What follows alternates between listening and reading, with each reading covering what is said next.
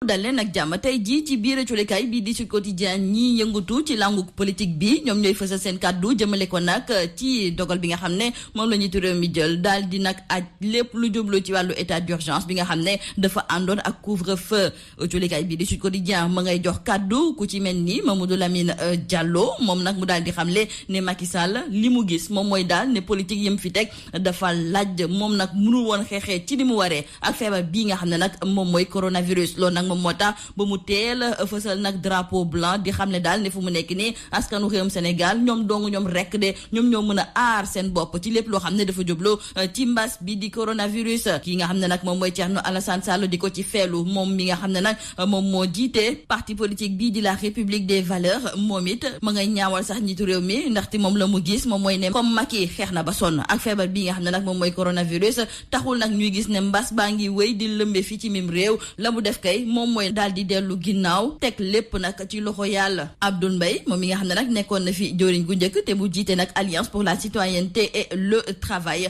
moom daal di gis ne léegi comme Macky daal di ne wane ne moom lajj na kon kay ñi nga xam ne ñoom ñooy député yi ñoom ñi nga xam ne nag askan wee leen fi tax a toog nañu daal di jël seeni matuwaay taxawal fi ay mesures yoo xam ne daal buñ ci sukkandikoo dinañu mën a xeexee ci ni mu waree ci mbas bi di coronavirus. Moustapha Diakhaté moom mi bokkoon ak Macky tey jii nag daal di jàkkaarloo ak moom di ko yëkk ay kàddu yu mel ni xeme ndaxte moom la mu gis daal moom mooy ne njiitu réew mi dafa laaj te na mu waroon a xeexee jëmale ko ci mbas bi di coronavirus. Le Témoin ñoom it daal di gis ne général Macky moom dafa mel ni dafa wéer gànnaay yi ginnaaw ba mu gisee ne askanu réewum Sénégal ñoom ci seen wàllu bopp sax defuñu lenn ngir xeex li nga xam ne de moom mooy mbas mi. wante ci dogal yi nga xam ne nag moom la njiitu réew mi daal di jël jëmale ko nag ci bërëbu fajukaay yi professeur Moussa Seydi moom moo koy rafetlu ci biir colikaay bii di Le Soleil. moom di professeur Moussa Seydi ba léegi ci biir colikaay bii di Le Soleil di soñ askanu réewum Sénégal ngir ñu gën a mun a fagaru lépp lu ñuy tuddee mesure barrière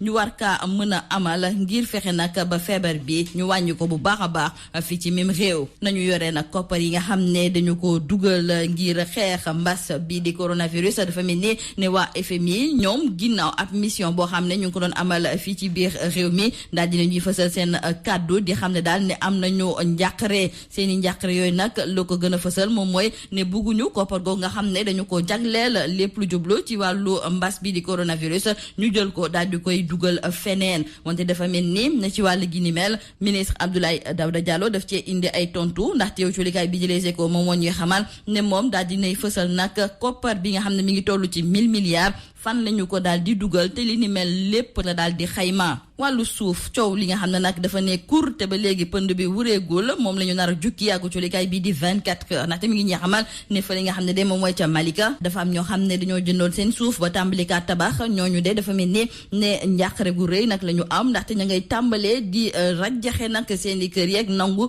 seen i suuf li ni mel daal di leen indil naqar ba ñu daal di lëngoo nag ci ab collectif bu ñu tuddee Jaloba ñoom nag daal di xamle ne seen suuf soosu dañu ko jënd ci anam yu jaar yoon kon kay mënuñu comprendre tey jii ñuy ñëw nag di leen wax leneen. wàllu suuf ba léegi moom moo taxoon nag ba jawriñ gii di Abdou Karim Fofana dem ba fa li nga xam ne moom mooy ca Dingaleer foofu colikaay bi di L'As mi ngi ñee xamal ne askan ba fa dëkkee ñoom de dañuy xëccoo ay suuf ak ki nga xam ne de moom mooy homme d'affaires bii di Babacar Ngom moom moomu nag di Abdou Karim Fofana ginnaaw ba mu leen dégloo daal di xam ne daal ne juboo mën naa am nag ci mbir boobu su fekkente ne daal ñëpp toog nañu nag ci ab taabal daal di waxtaan. colikaay bi di Libération ne dafa mel ni nag ne jawriñ gii di Abdou Karim Fofana moom de ab sapeur pompier lu nekkoon foofu nga xam ne de moom mooy te Dingaleer ñu desandi ak suñu natango yoo colikaay bi di Libération ndaxte tey ji ñu ngi ñuy xamal ne homme d'affaires bi di Adama Big Togo moom mi nga xam ne nag dañoo sant kërub liggéeykaayam ji di Marie-Lise BTP ngir mu daal di tabax ab université fa li nga xam ne moom mooy te Diamniadio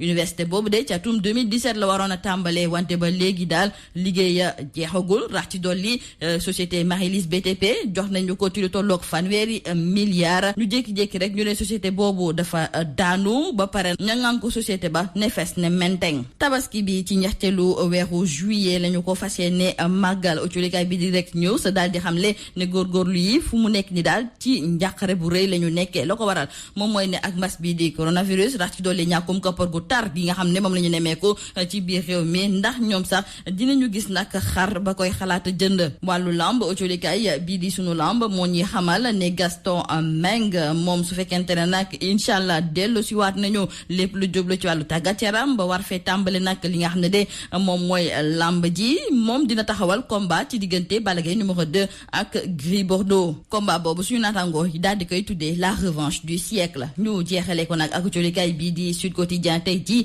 di souhaiter joyeux anniversaire rajo Sud FM tey ji kon la ñu am ci lu tollook ñaar fukki at ak juróom-benn ginnaaw ba ñu fi taxawalee la première radio privée du Sénégal suñu naataango yi di ñëwaat ci jaar-jaaro rajo Sud FM ci dayo bi mu am fii ci biir réew mi ndaxte nekk na rajo boo xam ne dañu ko ràññee ci wàllu professionnalisme te li ni mel directeur général bii di Baye Oumar Gueye ma ngay xam leen ne duñu ko bàyyi ba mukk joyeux anniversaire rajo Sud FM lii moo nekkoon bëgg lukat yi di gën a fës ci biir autolikaay yi ñu leen di ñaanal njeextalu bës ak